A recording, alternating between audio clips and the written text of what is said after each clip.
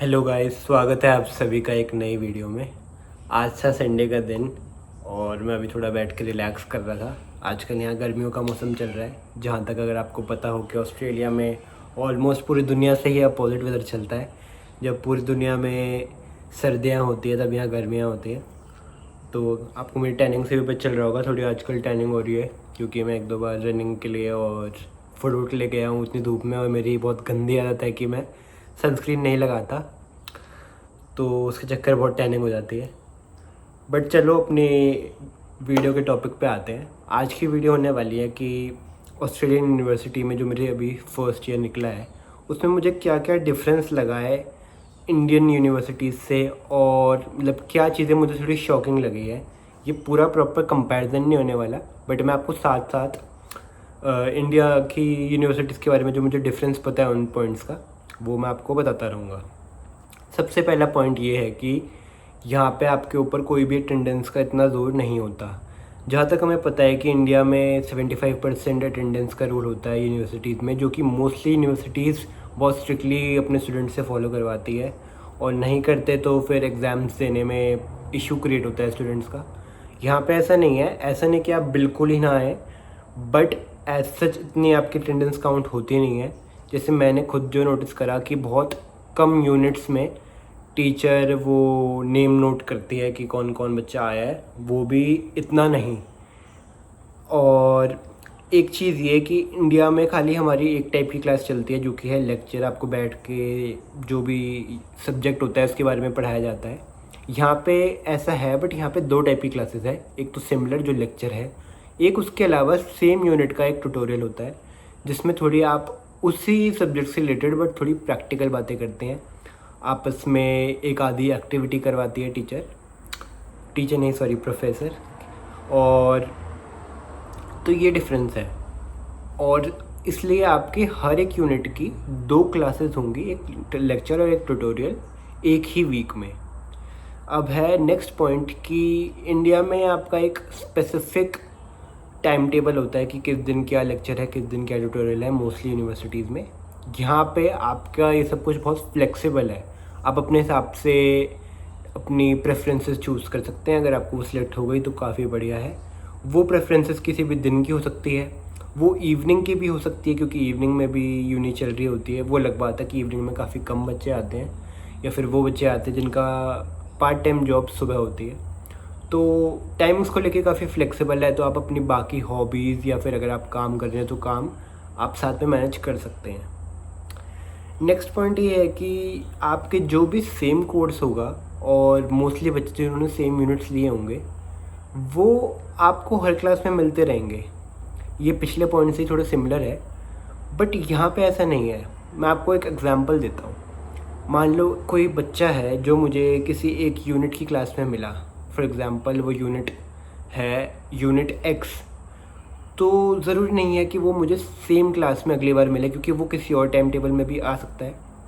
और अगर उसी बच्चे ने कोई और यूनिट वाई ले रखा है और मेरे पे भी यूनिट वाई है, तो उसमें भी कोई श्योरिटी नहीं है कि वो उसी दिन की उसी टाइम पे है। ये भी हो सकता है वो अगले टाइम पे है। तो इसके चक्कर क्या होता है ना कि ऑलरेडी क्लासेस बहुत कम है, ऊपर से अटेंडेंस कंपलसरी नहीं है, ऊपर से बच्चे अपनी टाइम चेंज करते रहते हैं।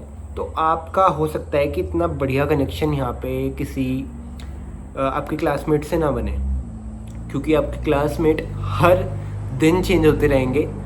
तो अगर आपको किसी से ढंग से बना के रखनी है तो आपको प्रॉपर उससे ऑनलाइन कांटेक्ट रखना है और उसको यूनिवर्सिटी से बाहर भी मिलना है। एक और बहुत शॉकिंग फैक्टर जो मेरे केस में नहीं है बट काफ़ी कोर्सेज़ में होता है कि कुछ कोर्सेज़ में यहाँ एग्ज़ाम ही नहीं है, खाली आपको असाइनमेंट सबमिट करने हैं अपने ऑनलाइन, और आपको उस हिसाब से ग्रेड मिलेंगे और उस हिसाब से आपका पर ईयर रिज़ल्ट आएगा। मेरे केस में ऐसा नहीं है, बट काफ़ी कोर्सेज़ में ऐसा है। जैसे मेरी बहन की कोर्स में था। मेरे केसेस में तो ऑलमोस्ट सिमिलर इंडिया वाला ही है कि आपके असाइनमेंट्स और आपके एग्ज़ाम्स दोनों के बेसिस पे आपको ग्रेड दिया जाएगा। और नेक्स्ट पॉइंट ये है कि जो यहाँ की यूनी लाइफ है वो इतनी सोशल नहीं है जितनी सोशल हमारे इंडिया में होती है, क्योंकि यहाँ के लोगों को ना इतना ग्रुप्स में घूमना पसंद नहीं है। तो अगर आपको किसी से बढ़िया बना के रखनी है ना, तो आपको थोड़ा सा एफर्ट खुद से डालना पड़ेगा। मैं आपको यहाँ के लोगों का थोड़ा साइकोलॉजी समझाता हूँ। यहाँ के लोग आपको बिल्कुल भी डिस्टर्ब नहीं करेंगे, बहुत प्राइवेट लाइफ रखेंगे, अपने में ही सेल्फ इंडिपेंडेंट रहेंगे। बट अगर आप उनसे बात करो तो वो काफ़ी फ्रेंडली रहेंगे। तो बहुत बार लोगों को ये लगता है कि ये रूड है, बट वो रूड नहीं है, वो बहुत सेल्फ सेंटर्ड है। बट अगर आपने नोटिस करा हो कि कोई भी जो सेल्फ सेंटर्ड इंसान होता है, अगर आप उससे अच्छी कॉन्वोक करो तो वो आपसे बहुत बढ़िया तरीके से बात करता है। और इसी में वो पॉइंट भी कवर हो जाता है कि एज अ इंडियन क्या है यहाँ पे आपके साथ कुछ डिस्क्रिमिनेट होता है या नहीं। तो अब तक तो मेरे साथ ऐसा सच कुछ नहीं हुआ है यूनि में, ओवरऑल भी कहीं नहीं हुआ है। बट हाँ, आपको जैसे पता ही है आजकल इंडियंस को लेके रेसिज्म बढ़ रहा है, तो कहीं ना कहीं आपको कहीं किसी के लुक से फील हो सकता है। बट एज सच यहाँ पे ऑस्ट्रेलिया में रेसिज्म नहीं है, क्योंकि जहाँ तक अगर आपको पता हो, ऑस्ट्रेलिया एक इमिग्रेंट्स का ही देश है। यहाँ पे ये तो देश ही बहुत रीसेंट टाइम्स में बना है, तो यहाँ पे तो ऑल ओवर वर्ल्ड के लोग हैं। तो वो रेसिज्म किस किस के साथ करेंगे जब सभी बाहर के हैं। तो ये मेरी बात है। नेक्स्ट चीज़ जिसके बारे में मैं डिस्कस करना चाहूँगा, जो कि मुझे अच्छा नहीं लगा था इतना पॉइंट, वो ये है कि at least I am talking about my university और मेरे आसपास की दो तीन यूनिवर्सिटी जो मुझे पता है। किसी और स्टेट में कुछ, किसी और सिटी में कुछ और हो तो उसके बारे में मुझे नहीं पता। मैं आपको ब्रिस्बेन के बारे में बताता हूँ कि मैंने सोचा कि यहाँ के फुटबॉल फील्ड जो यूनिक हैं वो एक स्टूडेंट के लिए फ्री होने चाहिए, जैसे कि हमारे इंडिया में होते हैं। बट ऐसा नहीं है। अगर आपको उसमें खेलना है तो आप पे टू प्ले का बहुत ज़्यादा सिस्टम है यहाँ पे। कोई भी स्पोर्ट्स है आपको उसमें पे करना ही पड़ेगा। और जैसे हमारे इंडिया में क्या होता है कि आप किसी टूर्नामेंट में जा रहे हो तो आपकी खाली तब रजिस्ट्रेशन फ़ीस लग रही है। बट यहाँ पे ऐसा नहीं है। इंडिया में तो सारे बच्चे सारे स्पोर्ट्स के फील्ड रैंडमली किसी भी गेम में इनरोल करे बिना भी यूज़ कर सकते हैं। बट यहाँ पे ऐसा नहीं है। यहाँ पे आपको पहले उस क्लब में इनरोल करना ही पड़ेगा। और मान लो मैं आपको फ़ुटबॉल के बारे में बताता हूँ क्योंकि मैं फ़ुटबॉल खेलता हूँ।